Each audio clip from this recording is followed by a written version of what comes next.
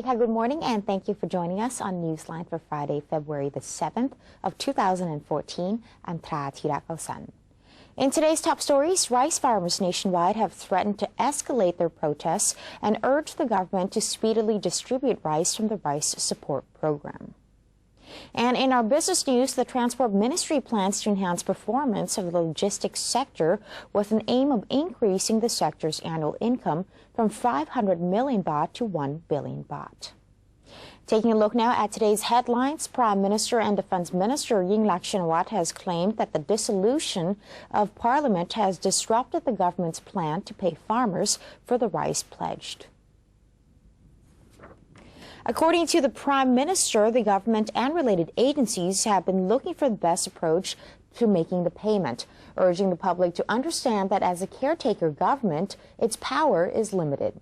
She said she hoped all related parties would understand the hardship of rice farmers, adding that the government would do its best to ensure their income and reduce their debts. The Finance Ministry has been actively seeking loans from financial institutions to fund the rice mortgage scheme, according to the Premier, asking farmers to be patient. As for reporters' claims that the rice pledging scheme was a failed program on account of the government's inability to pay, the Prime Minister brushed aside the claims, saying that the House dissolution is the main reason behind the payment delay. Whether or not to scrap the rice mortgage scheme will be up to the next administration's decision. Prime Minister and Defense Minister Yingluck Shinawatra has claimed that the dissolution of the Parliament has disrupted the plans to pay the farmers for the pledged rice. Now, that was the first news. Then farmers nationwide have threatened to escalate their protests and urge the government to speedily distribute the rice from the Rice Support Program due to long overdue payments to farmers. President of the Thai Rice Farmers Association, Kun Prasit Bunche, led representatives of farmers to the Ministry of Commerce to demand the progress on payments.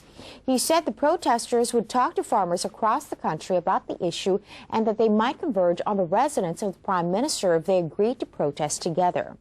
Mr. Prasit also suggested that the government urgently sell in the rice program, although it would lose profit, and the rice proceeds must be urgently distributed to the farmers to help relieve their plight. The Ministry of Commerce asked rice mill owners yesterday to provide 50 to 60% of the pledge value owed to rice growers until the Bank of Agriculture and Agricultural Cooperatives could pay the rice growers in full. The Deputy Commerce Minister, Yanyong Pongrat, confirmed that the Thai Rice Mills Association had been asked to help provide the money to farmers. The amount would then be paid back to them by the farmers after the BAAC first becomes able to pay the farmers in full. The government will seek approval from the Election Commission to allocate 1.2 billion baht from the central budget to provide interest payments to the rice mills and farmers. If the rice mill owners agree to the proposal, the scheme is expected to be initiated within a month. Manatkit Prasad, president of the Thai Rice Mills Association, reportedly said that the association does not object to the proposal as it would help alleviate the plight of farmers. However, such an approach requires detailed deliberation, and its implementation depends on the consent of each rice mill owner. However, the Thai Rice Farmers Association President Prasit Bunche has expressed a belief that the measure cannot be implemented, and he reasoned that the caretaker government did not take the authority to make guarantees to the rice mills regarding the money the mills would supply to rice farmers. The Election Commission has decided to represent all voters who couldn't exercise their rights at the polling stations afflicted by protesters' blockades in the recent elections. It wishes to spare such members of the public the trouble of reporting their absence from the poll. EC Commissioner Somchai C. Sutiyakon said the EC will report voters' inability to attend the poll to the Department of Provincial Administration on the voters' behalf. Eligible voters who registered to vote in the January 26 early election and the February 2nd general election at polling stations afflicted by blockades would not have to file the reports themselves. As for the 28 constituencies with no candidates, the 16 constituencies with just one candidate each, and the scheduling of the by-election, these issues will be deliberated within the EC's legal team to ensure complete legal soundness. Without such care, the general election result could be annulled. Mr. Somchai said supporters of the election will be invited in for a discussion next week, and a further discussion will then be held with opponents of the election. The Center for Maintaining Peace and Order has warned the public against providing support to the People's Democratic Reform Committee, as doing so could entail legal violations. In the meantime, the CMPO's list of those providing funds to the PDRC has grown to include 136 names. The Department of Special Investigations Director General Tarit Pengdit, in his capacity as a CMPO committee member, declared on Thursday that there would be another 39 PDRC leaders that the CMPO was seeking to arrest warrants, in addition to the 19 leaders whose arrests have already been issued. The 58 alleged supporters were considered to have committed severe offenses under the emergency executive decree. Mr. Tarit advised people to stop providing funds, food, vehicles, or equipment to the PDRC and to refrain from going on stage to make speeches, as all such conduct is considered an offense under the law. He added that the 136 individuals providing the aforementioned means of support to the PDRC will have their financial accounts frozen, and they will be called in to explain their actions. The criminal court has resolved to issue an arrest warrant for Prat Putta Isra, who is leading the protests of the People's Democratic Reform Committee in the Jangwatana area. The court agreed to a previously filed request for a warrant of arrest against Prat Putta Isra for his obstruction of the recent elections. The jury cited there was enough evidence and witness testimony to confirm that the monk had led PDRC supporters to surround the Laksi district office from January 25th until the 26th and from January 31st until February 2nd, with an intention to prevent the absentee voting as well as the official election from taking place. Police were instructed to notify the court within 7 days after the arrest was made. The arrest warrant is also not to be publicized via social media or dispersed by helicopter. An investigative officer of the Tung Song Hong police station revealed that Prat Putta Isra would now be informed of the court's issuance of his arrest warrant, while confirming that the monk would be treated with respect and with no force. The court's latest verdict was made 1 day after arrest warrants were issued for 19 other PDRC core leaders, who include Mr. Suthep Theuk Suban, Mr. Sathit Wongnong-Tey, Mr. Chumpon Julasai, and Mr. Ekanat Prompan. The Department of Consular Affairs has announced that its online passport system will be up and running again next week, while a temporary office will be opened at the Queen Sirikit National Convention Center to accept more passport applications. Following the People's Democratic Reform Committee, or PDRC's, permission for officials of the Department of Consular Affairs to access the passport office on Jangwatana Road, the department made known that a team of technicians would be sent in tomorrow to fix the online passport application system, which had been down since the office was taken siege by protesters. Afterwards, a test run is to be conducted until February 9th.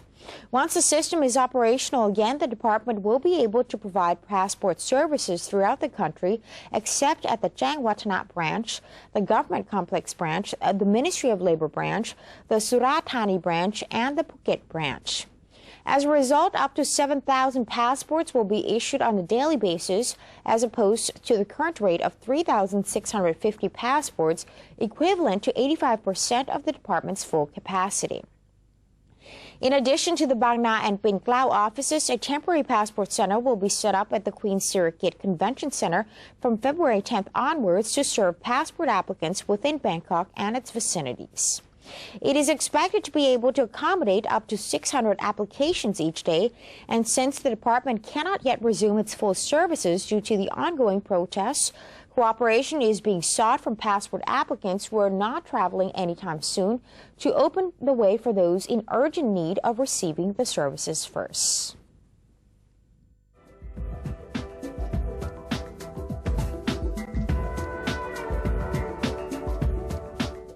Taking a look now at the ASEAN and Beyond segment, Thailand has proposed that ASEAN Rice Association be set up in order to increase the negotiating power of its members. The Department of Foreign Trade under the Ministry of Commerce proposed the cartel at a conference joined by rice producers and exporters from 5 countries, including Cambodia, Laos, Myanmar, Vietnam, and Thailand. Deputy Commerce Minister Yan Yong-Phuongrat said the 5 countries would work together in order to gain a strong position in the global rice market, adding that the so-called ASEAN Rice Association should be established to increase their negotiating power. Despite the fact that nearly 2/3 of the 30 million tons of rice traded each year around the globe could come from these 5 Southeast Asian nations, the deputy minister said the countries are still beset with several obstacles, such as unstable prices of rice and unorganized inventory controls. He added that by setting up the ASEAN Rice Association, all these problems would be eliminated, as the move would stabilize the market and reduce the intensity of rice competitions in this region. And that's it for our first segment. We now take a short break. Coming up next, most of Southeast Asian stocks markets performed well yesterday. We'll come back with the details.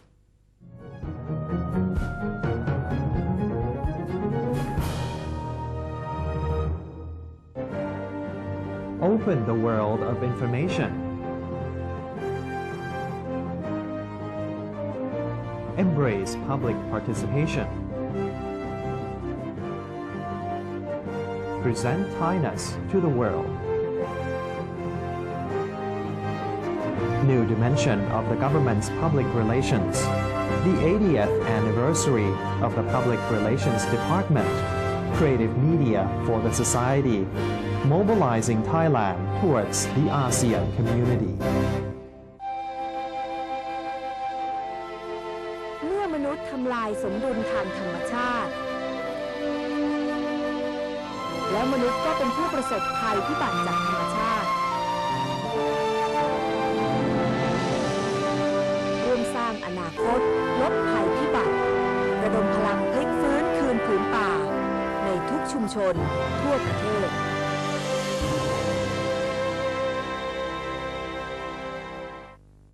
For those who have Android smartphones, you can download a PRD News application by searching for PRD News English in Play Store. That way, you can stay up to date with the latest happenings in Thailand.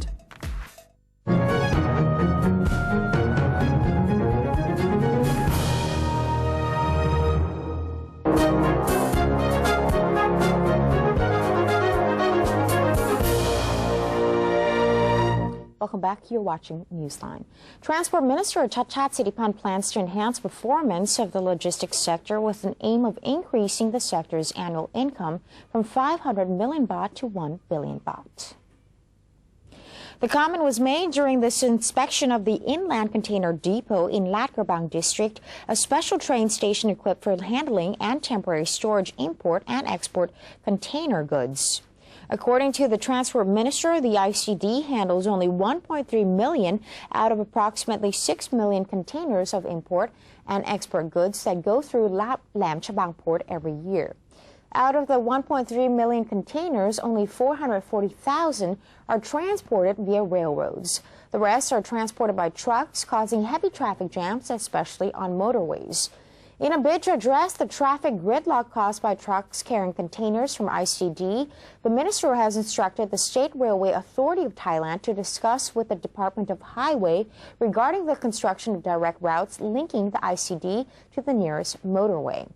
He has also planned to increase the capacity of the special train station from 400,000 to 800,000 containers, to increase the frequency of train schedule from 28 trips to 48 to 56 trips per day, and he also hopes the measures would boost the ICD's capacity of handling containers from 450,000 20-foot equivalent TEU containers to as much as 1.9 million TEU containers, as well as doubling its income from 500 million to 1 billion baht annually.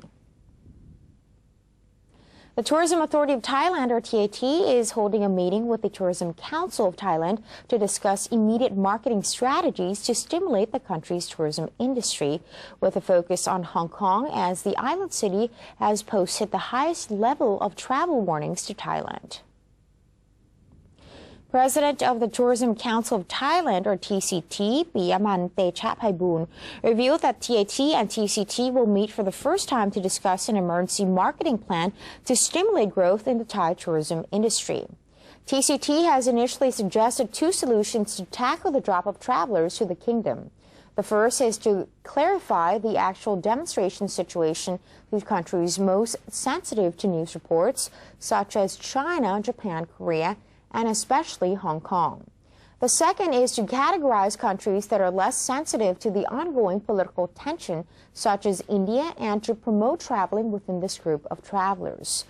The closure of the three major protest sites will help alleviate travel problems affecting tourists, according to Ms. Piyaman, adding that the principal objective of the marketing plan is to help the whole tourism industry and not any particular companies. According to the Thai National Shippers Council and the Export-Import Bank of Thailand, exports may grow by 5% in 2014 as planned, thanks to the weak Thai baht. According to the president of TNSC, Nopon Thepsitha, the export sector has not been affected by the political turmoil that has been going on in the past 3 months, given that purchase orders are usually required to be placed well in advance and that the nation's strong supply chains have a high resistance against political effects. In addition, the weaker baht and the global economic recovery would help Thailand achieve its target of 5% export growth this year.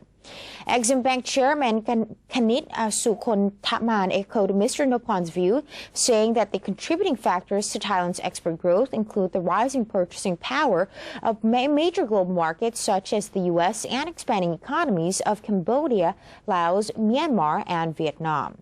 Exim Bank boasted net profits of 1.3 billion baht in 2013, an increase of 18% year-on-year, and the bank has outstanding loans of 67.5 billion baht at the end of last year, while its non-performing loans stood at 2.9 billion baht. Most Southeast Asian stock markets rose on Thursday in line with Asian shares amid investor expectations that a Eurozone policy decision and upcoming U.S. jobs data can calm nerves strained by the emerging market sell-off. Bangkok's SET index closed at its highest level in nearly 2 weeks at 1,295.24. Dividend-yielding stocks such as Siam Cement rose, while Kasikorn Bank fell amidst profit booking. Thai Stock Exchange President Rampon Chotikasatian told reporters that the stock market could be subdued and volatile through the first half of the year due to domestic political uncertainty. Singapore's Straits Times Index snapped a 5-session losing streak and ended up 1% at 2,988.27, with shares of Singapore Telecommunications up 1.2%, their first gain in 5 sessions. It had hit its 14-month closing low on Wednesday. Malaysia was up 0.7%, with stock exchange data showing local institutions and retail investors were net buyers. Indonesia was up 0.9%, with foreign investors buying a net $24.12 million US. Vietnam closed down 0.33% on profit-taking large-cap stocks, while analysts expect the index to rise in the coming sessions on positive macroeconomic outlook.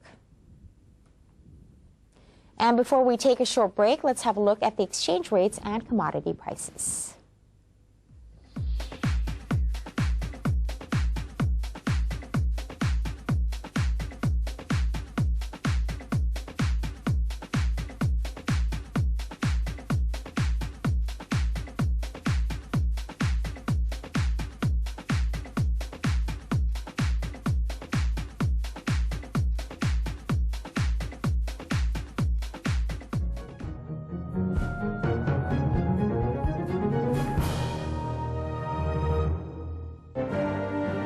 Open the world of information.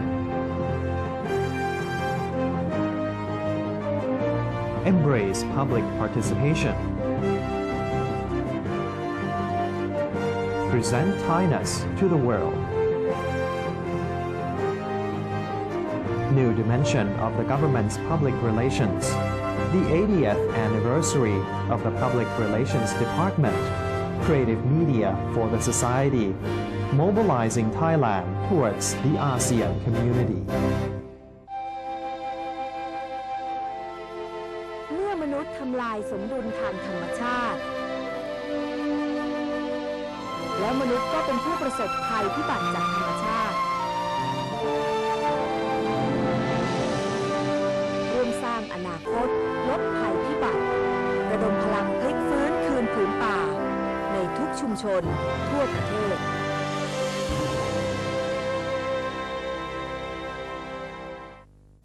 For those who have Android smartphones, you can download a PRD News application by searching for PRD News English in Play Store.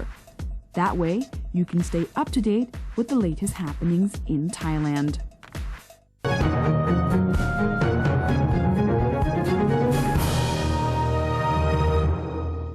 Welcome back. You're watching Newsline. The Bangkok Metropolitan Administration, or BMA, is launching a roadshow to help educate people in Bangkok on the water management system while revealing its 3 planned construction projects. Bangkok Governor Mom Ratchawong Sukumpahan Boripat presided over an opening ceremony to kickstart a planned roadshow to promote the BMA's water drainage and flood prevention system. The roadshow is aimed at informing and educating Bangkok residents regarding water management, as well as getting them involved in the process. According to the governor, the BMA is planning to construct 3 more water drainage tunnels in Bangkok. When completed, the 3 tunnels will be able to handle up to 180 cubic meters of water per second. The Metropolitan Waterworks Authority, or MWA, has reported an unusually early drought this year after major dams had less than 40% of water. The MWA is working closely with the Royal Irrigation Department to ensure sufficient water for tap water production. MWA Governor Thanasak Wattanathana said that Pumipon and Sirikit dams now had only 29% and 36% of water respectively, while farmland in the Japriya River Basin was increasing by almost 2-fold.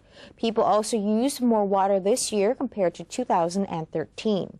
Apart from its close cooperation with the Royal Irrigation Department, the MWA is developing plans to manage water sources effectively, while at the same time promoting economical water consumption amongst the public. And that's it for today's edition of Newsline. For any comments or suggestions, please feel free to email them to us at newsline.nbt@gmail.com. You can also follow us on Facebook just simply by typing in NNT, or check out our website at thainews.prd.go.th/newseng.